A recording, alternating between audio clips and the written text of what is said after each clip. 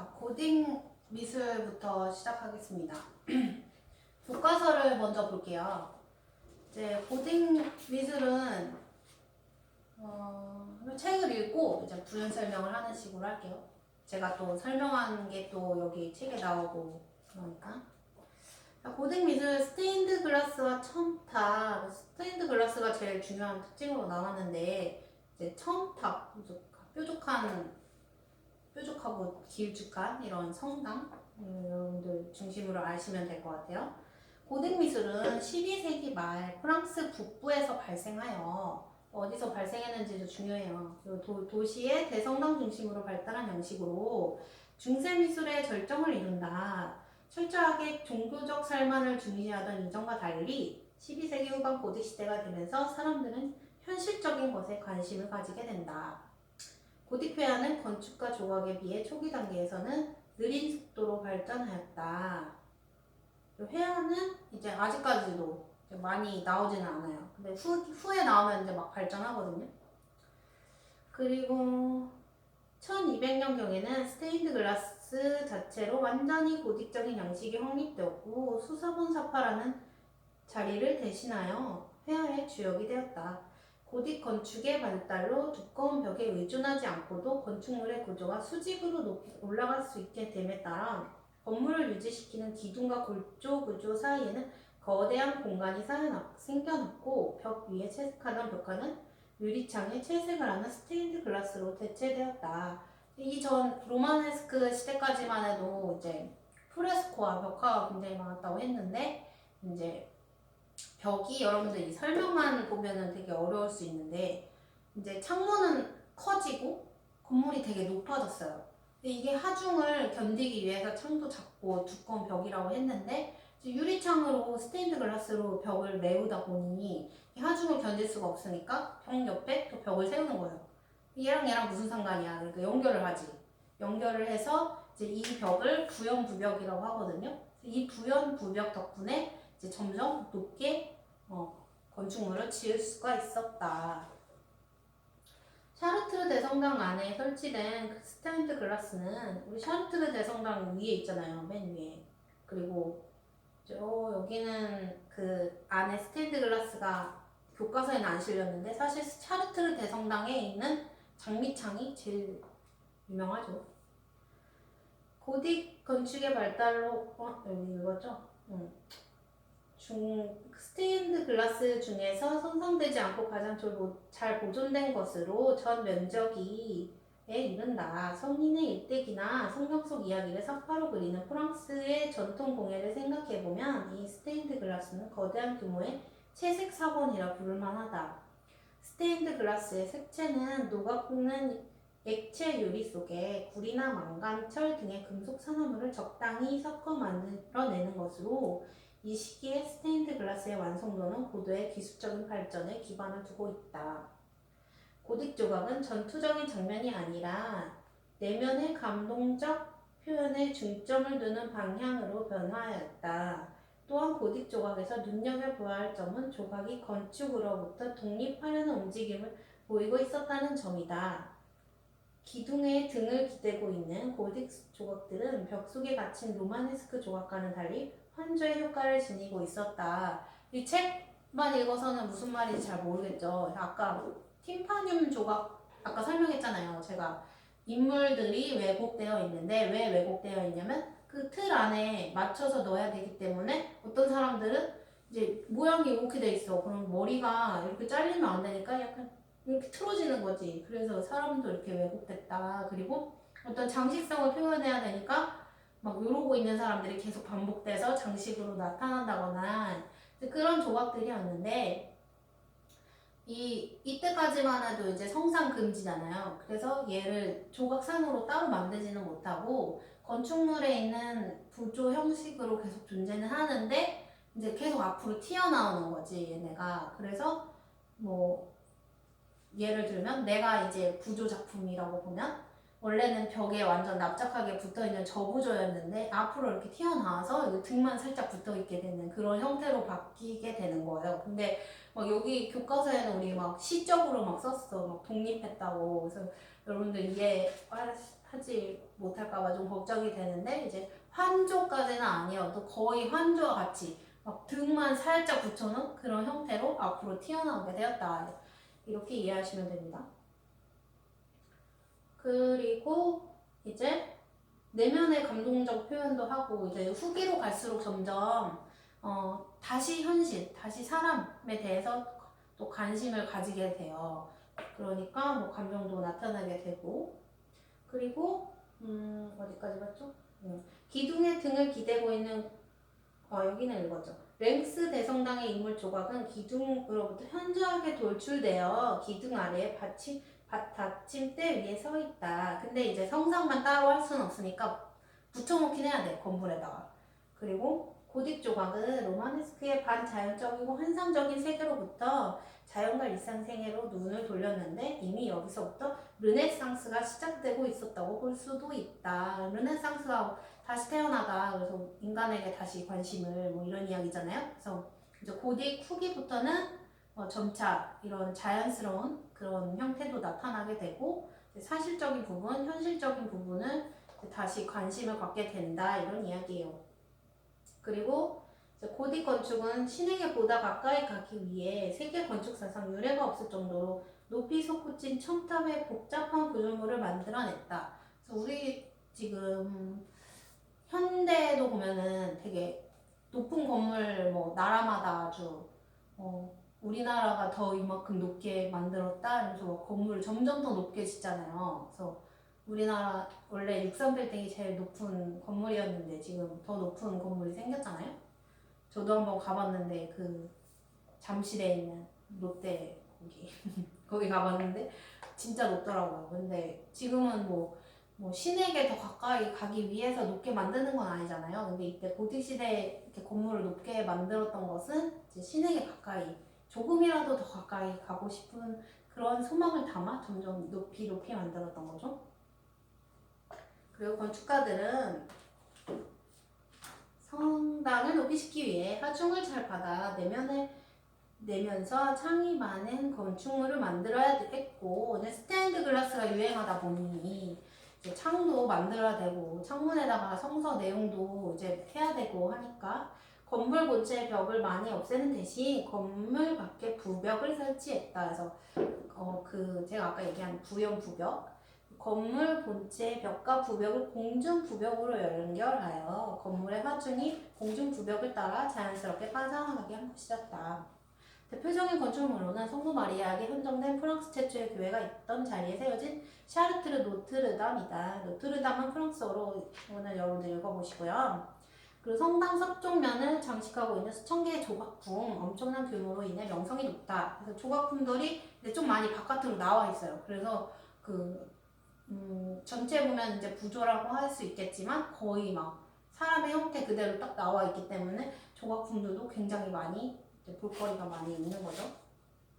그리고 이제 고딕 말기 르네상스 전기 해가지고 옆에 헤어 작품이 3개 나와 있잖아요. 그래서 여러분들 작품은 여기 참고하시면 되고요.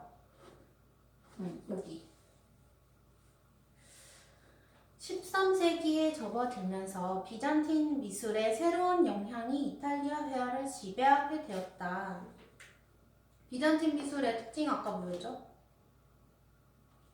화려하고 장식적이고 특징이 있었죠. 이 새로운 영향은 로마네스크 양식의 흔적을 청산하고 당시에 유행했던 고딕의 영향과 어울리게 되면서 생명적인 새로운 양식으로 태어나 큰 흐름을 형성하게 되었다. 당시의 거장들은 지오토, 두초, 마르티니, 로덴네티, 랭부르 형제 등을 뽑을 수 있으며 조각가로는 니콜라 파사노, 로렌초 기베레티 등이 있다. 그래서 여기서 기베레티는 여러분들 좀 알고 가시면 좋겠어요. 14세기 말과 고딕 양식은 국제 양식으로 발전하여 1420년경까지 유럽 전역을 지배하였는데 이것을 국제 고딕이라고 불렀다. 그래서 국제 고딕 양식이라고 또 따로 있어요. 그래서 이 국제 고딕 양식의 특징도 있고요. 제가 이따가 작품도 같이 보여줄 건데요. 그때 다 같이 설명할게요. 국제 고딕의 미술가들은 세밀한 관찰력, 여기가 이제 국제 고딕의 특징이 나와요. 세밀한 관찰력, 그 다음에 주변 세계 묘사, 그리고 미술가들은 자연을 직접 관찰하고 지금까지 없었던 특징이에요. 국제 고딕은 또 고딕이라고 말 들어가니까 고딕 양식 뭔가 높이 높이 올라간 교회를 그림으로 그렸나? 아니거든요. 그래서 여기 한번 잘 보셔야 돼요. 그 결과를 그림으로 옮겨 담아내기 시작하였다. 그러면서 이들은 묘사력 정도에 만족하지 못하고 원근법이나 명화법 등의 다양한 시각 법칙을 탐구하기 시작하여 르네상스의 도래를 예고하였다. 그래서 이 원근법, 명화법 이제 나타나기 시작합니다. 원래 그리스 로마 때도 다 있었잖아요. 근데 이제 잠깐 중세에서 이제 그런 것들은 중요하지 않고 성서 이야기만 무조건 이제 장식적으로 만들면 됐었는데 이제 다시 원근법, 명화법 나타나고 이제 자연스러운 관찰 이런 것들이 나타나는 거죠. 그리고 이탈리아의 고딕 회화는 다른 유럽 회화 양식에 막대한 영향을 미쳤다. 그래서 뭐 늘 이제 이탈리아가 미술의 중심이었던 시대가 오게 됩니다. 그리고 그 중에 피렌체 화가 지오토 치모브의 제자 원근법으로 깊은 공간감과 인체의 중량감을 줌으로써 회화의 시각적 실체감을 나타냈다. 그래서 우리 교과서 103페이지 맨 위에 지오토의 작품이 있거든요. 그래서 이 작품 여러분들 다 아실 거예요. 많이 알려진 작품이고 이제 프레스코와 벽화로 제작된 작품인데 여러분들 이 작품 보시면은 굉장히 연극적이라는 것을 알 수 있거든요. 그리고 보면은 원근감도 있고 또 멀리 막 그런 자연 풍경도 흐릿흐릿하게 묘사돼 있어서 깊이감을 표현을 하였고요. 그리고 이제 인물의 그런 동색을 보면은 굉장히 좀 연극적으로 딱 나타나 있는 것을 알 수 있고 이제 색채는 화려하고 밝고 그리고 이제 이 그림 앞에 여러분들 아마 서 있다고 생각하시면은 이제 뭔가 앞, 중간, 뒤에 있는 사람이 딱딱 구분이 되어서 아마 보일 것 같고요. 이제 연극 무대와 같다. 여러분들이 이렇게 이해하시면 돼요. 그러니까 이제 명암도 있고 그 다음에 원금도 나타나고 깊이감이 있고 좀 극적인 장면도 연출되어 있고 여러분들 이런 특징을 확인하시면 되고요. 그리고 이제 이 지오토의 작품이랑 르네상스 시대 작품이랑 다음에 이제 비교를 해볼 건데 이 지오토 작품의 외곽선을 한번 보셔야 돼요. 그 인물의 외곽선. 이 처리가 어떻게 되어 있는지 여기서 한번 확인하시고 르네상스 시대 다빈치 작품 가서 이제 외곽선 한번 인물의 외곽선 한번 비교해 보시면 이 후기 고딕 초기 르네상스라고도 할 수 있고 이 시기랑 이제 르네상스 전성기 시대의 그림이랑 좀 비교를 할 수 있답니다. 그리고 밑에 두초 해가지고 이제 마에스타 해가지고 이렇게 나와 있는데요. 위에 지오토 작품이랑 분위기는 비슷하죠. 화려하고 맑은 색채 그리고 약간 뒤에 있는 사람도 있고 앞에 있는 사람도 있고 이제 중요한 인물 사람이라고 하면 안 되나요? 인물도 있고 그리고 두초라고 되어 있는데 두치오라고 되어 있는 책이 훨씬 많아요. 그래서 여러분들 한번 찾아보고 싶으면 두치오라고 검색하시는 게 더 나을 것 같고요. 그리고 맨 밑에 마르티니라는 작가 작품 있잖아요. 보면은 또 위에 두 작품이랑 조금 달라요. 보면은 이 작품 이 작품도 보면은 원근 깊이감이 나타나 있어서 좀 사실적인 느낌이 들고요. 우리 앞에 있던 그 필사본이랑 비교하면은 굉장히 자연스러워졌다는 것을 알 수 있고요. 그리고 이 작품이 좀 중요한 특징으로 봐야 될 게 여러분들 배경을 보셔야 돼요.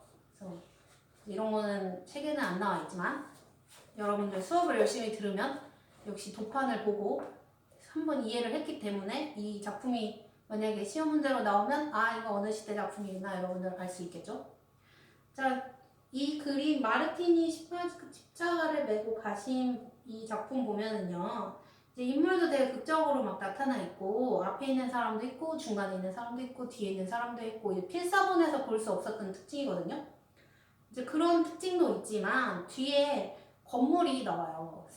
그 풍경이 같이 들어가 있는 그림인 거죠. 그래서 이제 르네상스 전성기 작품 보면은 모나리자 그림 보면은 뒤에 풍경 있거든요. 그런 풍경이 있으면 어때요?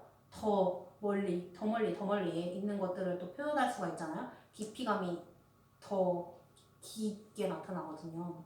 그래서 여기에는 또 이런 특징으로 뒤에 이렇게 풍경도 같이 나타나 있다는 거 여러분들 확인하시면 되고요. 그리고 지오토 이후 이탈리아 미술가들은 중세 평면적인 회화에서 벗어나 현실을 실감나게 묘사하는 표현 기법을 개발하기 시작했다. 그들은 완벽하지는 않지만 고전적 원근법과 훨씬 부드러워진 형태의 묘사로 생동감이 넘치는 작품을 완성하였다. 당시 사람들은 지오토의 그리스도를 애도함을 보고 그 사실성에 깜짝 놀랐다.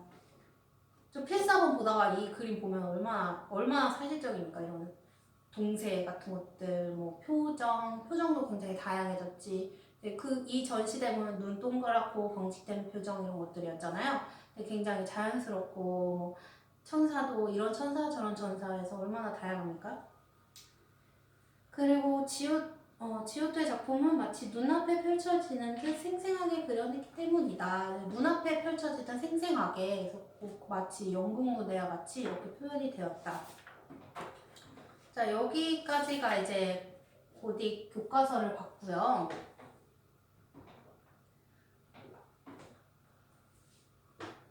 제가 이제 여러분들 워크시트지를 확인하다 보니까 키워드 이렇게 적어놓은 거 여러분들 좀 좋아하는 것 같아요. 그래서 제가 이제 고딕 미술 해가지고 고딕 미술 키워드를 옆에 다 적어놓고 그 다음에 이제 도판을 가지고 왔어요. 그래서 진짜 대표적인 특징 막 주저리 문장이 길어지면 여러분들 막 헷갈리기 시작하잖아요. 그러니까 그냥 이렇게 키워드로 나열을 해보았답니다. 12세기 말 프랑스에서 발생하였다. 그래서 뭐 1100 몇 년부터 시작되었다고 여러분들 아시면 되고요. 스테인드 글라스 중요하고 이제 수직적, 로마네스크는 수평적, 고딕은 수직적이라고 많이 이야기하거든요. 그리고 첨탑, 노파 이런 높은 탑, 그 다음에 부연부벽, 그 벽을 지탱하기 위한 보조벽 같은 개념.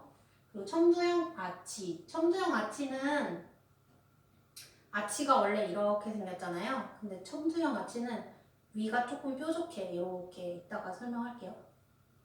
그래서 지붕이 아니에요. 지붕이랑 여러분 헷갈리시면 안 돼요. 아까 파종형 돔 모양은 비슷한데 얘는 아치. 그래서 첨두형 아치, 수직적 상승감, 이제 높아 보인다. 장미창.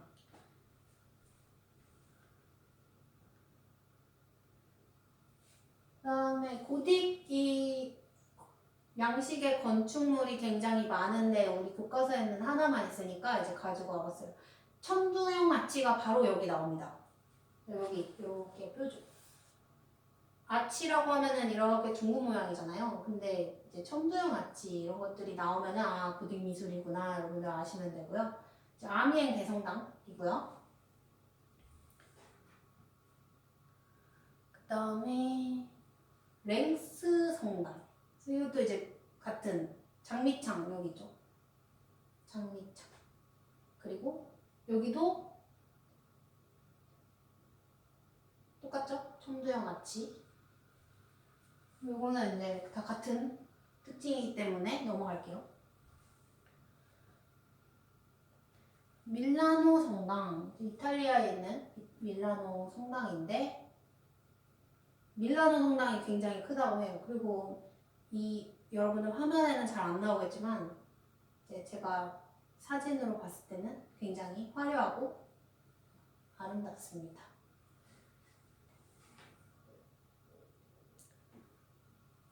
장미창이 유명한데 교과서에 안 실려가지고 가지고 와봤거든요. 그래서 여러분들 장미창 뭔지 아실 것 같아요. 이런 꽃 모양이잖아요. 그래서 굉장히 화려하고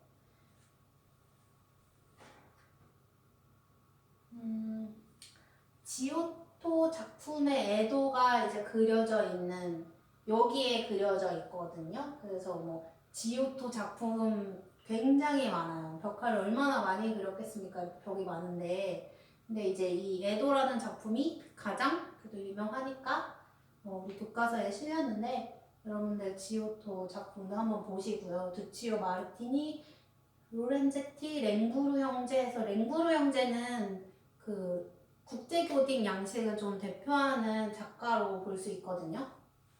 국제고딕 양식이 이제 그러니까 이국적인 것에도 관심을 갖고 또 현실적인 것, 그다음에 주변에 어떤 뭐 자연물이라든지 뭐 생활상 이런 것들에 좀 관심을 갖게 되는 거고, 또 이제 국제적으로 좀 교류가 많았던 시기이기 때문에 이제 그런 다양한 문화들을 작품으로 또 나타내기도 하고요.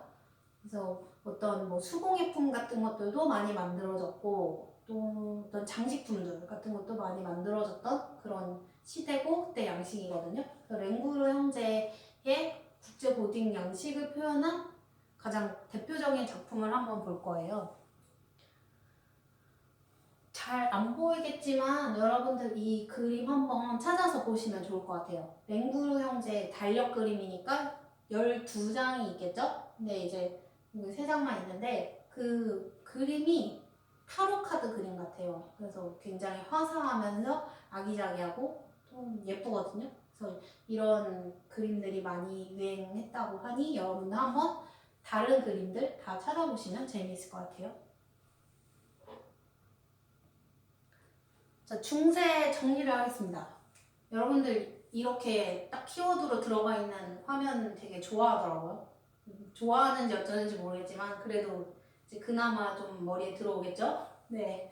그래서 워크시트지 쓸 때 좀 참고하시라고. 자꾸 수업 내용에서 여러분들 막 생각나는 거 조금 간단하게 적어도 되는데 막 너무 막 수업에서 하지도 않은 거 막 쓰면은 오히려 좀 의심스러워요. 수업에서 왜 얘기했던 거는 하나도 얘기 안 하고 왜 막 어디에서 왠지 컨트롤 C 컨트롤 V를 한 것 같은 그런 느낌? 그래서 여러분들 뭐 나는 이 정도만 배웠다 그래서 이 정도만 써와도 뭐 아 수업 들었구나 싶거든요. 그래서 비잔틴 로마네스크 고딕 해서 여러분들 글씨 보일지 모르겠지만 비잔틴에서는 모자이크 성상화, 로마네스크는 프레스코 양식화된 조각, 양식화된 조각 아까 팀파뇰 조각 제가 되게 열심히 설명했잖아요. 고딕은 스테인드 글라스, 그리고 건축은 비잔틴 중앙식 동교회, 로마네스크 원통형 중릉교회, 그다음 고딕 천주형 아치 성당. 그래서 가장 중요한 특징 이렇게 그냥 붙여놨는데 이거 여러분들 좀 헷갈릴 수 있을 것 같아요. 작품은 하기야 성 소피아 성당, 비잔틴은, 로마네스크는 피사 대성당, 그리고 고딕은 샤르트르 성당이 이제 우리 교과서에 소개되어 있고 그 밖에 등등 있었죠.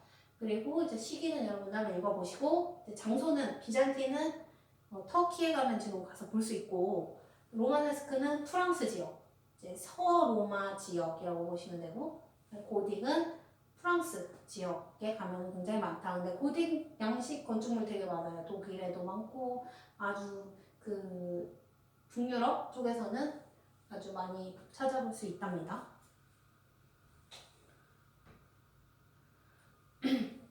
자, 고딕은 이제 여기까지 하고 근대 미술 조금 볼 건데요. 근대 미술에서 이제 속하지 않고 막 이게 교과서 좀 헷갈리게 되어 있긴 한데 오늘은 일단 고딕은 여기까지 보고 조금 쉬었다가 근대 미술 하겠습니다.